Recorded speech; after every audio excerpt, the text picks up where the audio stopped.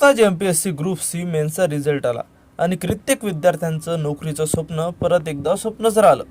पण हा जो त्यांना त्रास होत आहे त्याचा जबाबदार ते स्वतः नसून काही टेलिग्राम चॅनलवाले आहेत, असं तुम्हाला वाटत नाही का? या सगळ्या टेलिग्राम ग्रुप्सवर कंबाईनची मेन झाल्यापासून मुलांना सांगितलं जात आहे की कट ऑफ खूप कमी लागणार आहे, काहीच टेन्शन घेऊ नका, 60 70 80 वाले पण टायपिंगची तयारी चालू द्या. आणि याच खाली हे टेलिग्राम चॅनलवाले टायपिंगचे ॲप्लिकेशन आणि टायपिंगचे मार्गदर्शनाने काय काय विकून राहिले. म्हणजे तुम्हाला समजतंय का की सगळ्या विद्यार्थ्यांसोबत नेमकं काय होतंय? प्रत्येक जण त्यांना खोटे स्वप्न दाखवून फक्त पैसे लुबाडण्याच्या नादात आहे. आणि आपण पण यांचं ऐकून बसलो टायपिंगचे ॲप्लिकेशन घेत आणि टायपिंग करत. खरं तर प्रत्येकाला आशा असते की आपण यावर्षी तरी सरकारी नोकरीवर लागावं, आणि याच आशेचा फायदा घेण्यासाठी हा सगळा बाजार चाललेला आहे. मुलांना मागच्या 4 महिन्यापासून हर घर क्लक करू करू रोज नवी आशा दाखवली जाते.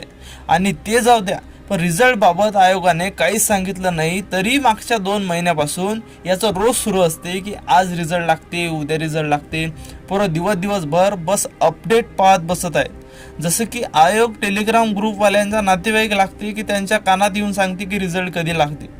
तर या सर्व बडबडीचा फक्त एकच तात्पर्य आहे की जर तुम्हाला यापुढे तयारी करायची असेल तर पहिले या सर्व फालतू टेलिग्राम चॅनलला अनफॉलो करा.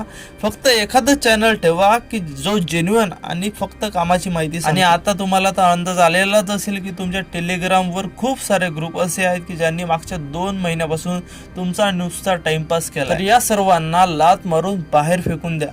आणि भविष्यातील शांततामय तयारीसाठी तुम्हा सर्वांना खूप खूप शुभेच्छा. भेटूया एक नवीन विषय घेऊन पुढच्या व्हिडिओमध्ये. तोपर्यंत नमस्कार.